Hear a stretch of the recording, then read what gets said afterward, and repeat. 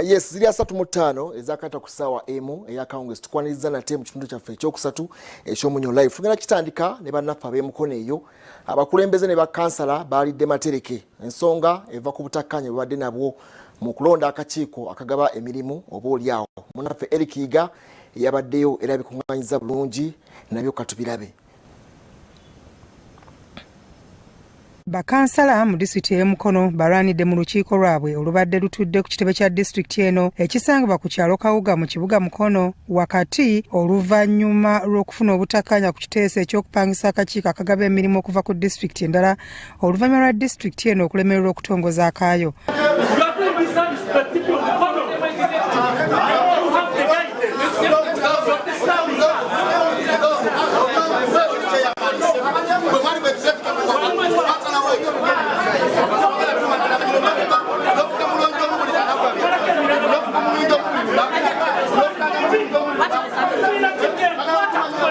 Olukiiko lw'abakansala lwa disitulikiti y'Emukono olubadde lutudde okuyisa ebiteeso eby'enjawulo lwatandise bulungi nga lukubirizibwa Betty Nakasi era nga bano baasoose kuyisa ebiteeso ebiwerako okwabadde n'obukiiko obw'ettaka wamu n'okutondawo Industrial Park ku kyalo ky'Etume ekisangibwa mu ggombolola Nakisunga.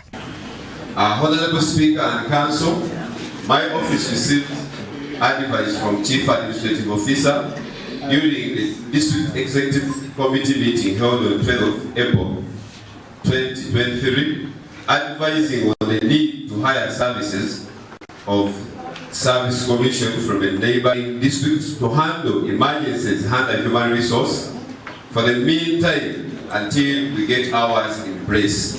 Wabula bwe batuuse ku nsonga y'okupangisa akakiiko akagaba emirimu ku disitulikiti wavuddewo obuzibu ng'ekiteeso kino kibadde kireeteddwa Stephen Ganzi wabula Samuel Odongo n'akiwakanya ng'agamba kimenya mateeka okusinziira ku magezi agaabaweebwa okuva mu gavumenti waggulu. The district chairperson stroke council on the issues of the District Service Commission from the Minister of Local Government and the chairperson of Public Service Commission and the Solicitor General.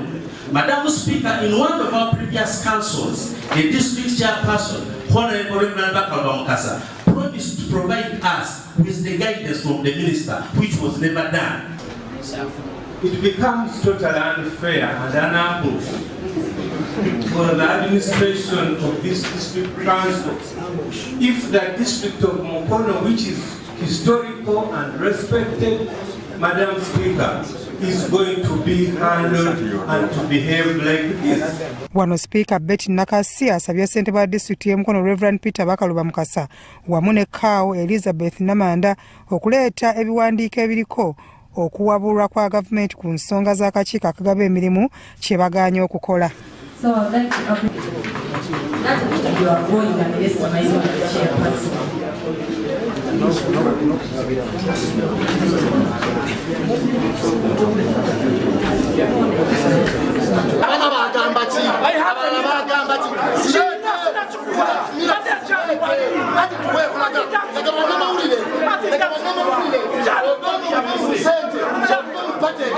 Ekidiridde kwe kutandika okwesongamu engalo wakati wa ssentebe wa disitulikiti y'Emukono ne kansala Samuel Odongo ekiviiriddeko olutalo okulanda mu bakansala wonna.